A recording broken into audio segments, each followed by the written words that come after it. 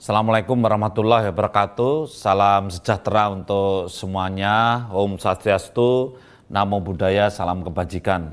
Pada kesempatan kali ini yang baik ini, saya atas nama Kepala BKKBN Republik Indonesia menyampaikan rasa keprihatinan yang besar ketika ada warga masyarakat yang memprovokasi untuk pernikahan usia dini. Oleh karena itu, saya menyatakan protes dan prihatin ketika ada yang memprovokasi, siapa saja. Oleh karena itu saya punya kepentingan untuk menyampaikan alasan-alasan kenapa pernikahan dini itu sangat menyesatkan bagi masyarakat.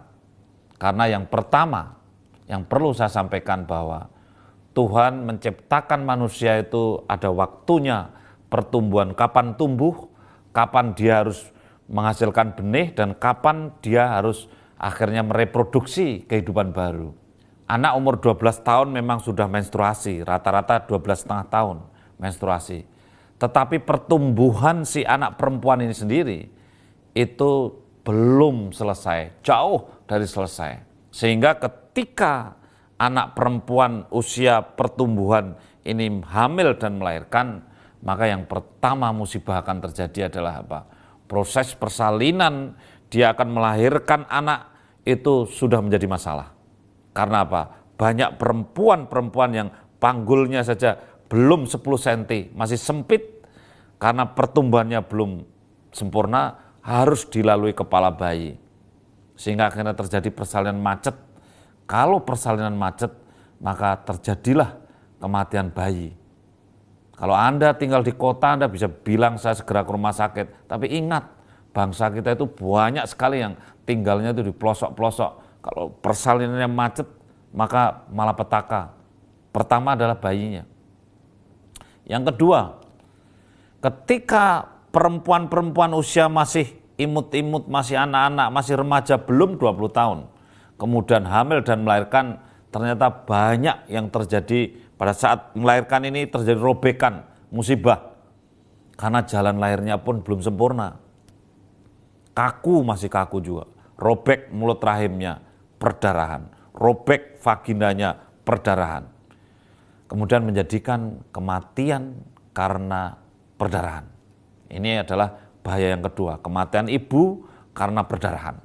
Kemudian yang berikutnya, banyak sekali perempuan-perempuan yang terlalu muda hamil. Karena umur belum 20 tahun tadi, ada yang 13, 14, 15 tahun hamil.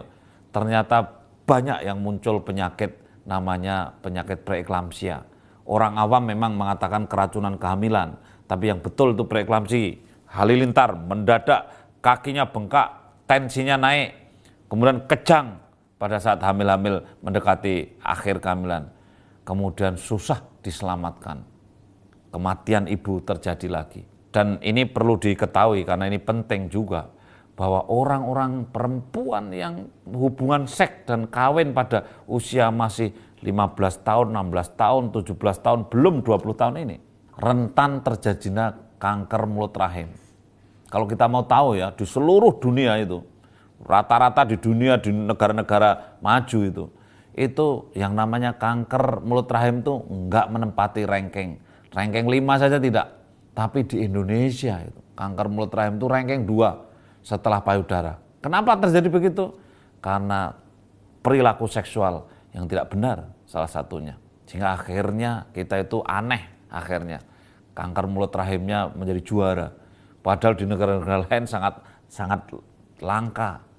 Itulah kanker mulut rahim terjadi juga pada perilaku seks yang kemudian masih terlalu muda salah satunya. Kemudian yang kelima, ya, itu apa? Yang orang-orang pada tidak tahu. Ketika dia hamil, usia masih 14, 15, 16, 17, hamil. Ternyata waktu dia hamil itu, tulangnya ibunya yang masih anak-anak itu diambil sama bayinya. Akhirnya apa? Kropos dan tidak tumbuh, tidak tambah padat dan tidak tambah panjang. Yang terjadi apa? Kemudian orang ini tulangnya tidak sekuat dengan orang-orang yang hamilnya itu di atas 20 tahun. Sehingga akhirnya apa? Akhirnya pada saat dia besok menopause, umur 50 tahun tulangnya sudah lebih keropos. Umur 55 sudah bungkuk. Umur 60 tahun jatuh di kamar mandi, patah tulangnya. Jadi mereka itu nggak mikir bahwa banyak sekali ikutan hamil muda itu. Nah, kesempatan kali inilah saya sampaikan bahwa marilah kita cerdaskan masyarakat kita, masyarakat Indonesia. Anak-anak muda kita berikan pelajaran-pelajaran reproduksi yang baik. Jangan diprovokasi dengan hal-hal yang sesat menyesatkan. Saya kira tidak hanya di dunia kesalahan kita ketika kita menyesatkan orang lain, berurusan dengan undang-undang, berurusan dengan masyarakat dan kesehatan. Tetapi di akhirat pun ketika kita berfatwa tanpa ilmu, bicara tanpa ilmu, memprovokasi orang tanpa ilmu, maka hukumnya sesat menyesatkan dan harus dipertanggungjawabkan tidak hanya di muka bumi tapi kepada Tuhan yang Maha Kuasa. Inilah apa yang kami sampaikan dari BKKBN, mempunyai pesan untuk kualitas SDM yang unggul menuju Indonesia maju seperti yang diupayakan Bapak Presiden Jokowi sekarang ini. Maka marilah kita ciptakan generasi yang unggul, generasi yang bebas stunting. Oleh karena itu pesan kami, kalau hamil bagian dari reproduksi keturunan ini jangan terlalu. Artinya apa? Jangan terlalu muda, kurang dari 20 tahun sudah hamil. Jangan terlalu tua, lebih dari 35 tahun masih ingin hamil.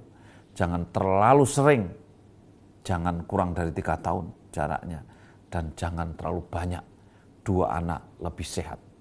Terima kasih. Wassalamualaikum warahmatullahi wabarakatuh. Om Santi, Santi, Santi Om. Terima kasih.